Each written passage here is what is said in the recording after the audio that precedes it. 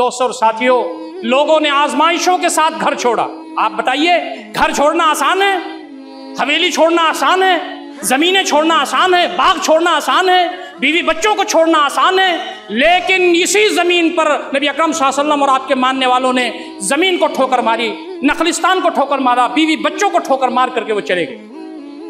हजरत उम्मे सलमा रज़ी अल्लाह ताला अन्हा, अबू सलमा रज़ी अल्लाह ताला अन्हु के साथ मियाँ बीवी जा रहे हैं। छोटा सा गोद में बच्चा है, बनु सलमा आता है, वो बच्चा छीन लेता। ससुराल के लोग आके बच्चा छीन लेते, मैके के लोग आकर के उम्मे सलमा को ले जाते हैं, अबू सलमा अकेले जाते हैं। 1 साल तक ये खातून जन्नत रोती रही, निकल निकल करके मदीना की तरफ देखते रही, और अल्लाह रब्बुल इज्जत की जो सुन्नत थी वो पूरी हुई, और लोगों ने कहा ठीक है, ये रोज रोती है, जाने।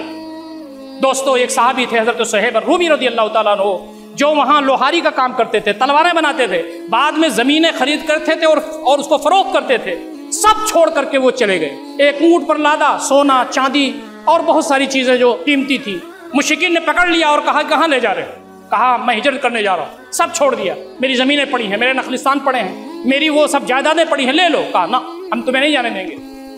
कहा ये सब दे दूँ तो? कहा हाँ, तब जाने देंगे। कहा सब ले लो, और चले गए तन्हा। जब मदीना में नबी अकरम सल्लल्लाहु अलैहि वसल्लम से नजरें मिली तो आप मुस्कुराए और कहा रबिहल बैअ अबा यहया, अबू यहया तुमने बड़े फायदे का सौदा किया, और तुम्हारे लिए कुरान मजीद में आयत उतर गई, उमिन्नासी मन यशरी नफ्सहू इब्तिगा मर्ज़ातिल्लाहि वल्लाहु रऊफ़ुम बिल इबाद। लोगों में से कुछ ऐसे हैं जो अपने आप को कुर्बान कर देते हैं अल्लाह ताला को खुश करने के लिए।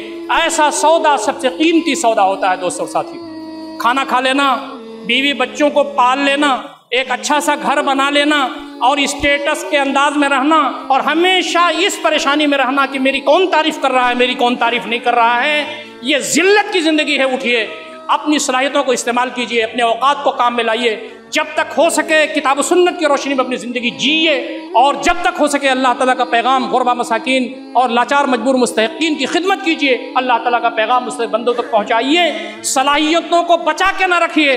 क़यामत के दिन एक चीज़ के बारे में पूछा जाएगा, और अल्लाह रब्बुल इज्जत के सामने उन सारी चीज़ों के बारे में आपको जवाबदेही करना होगा।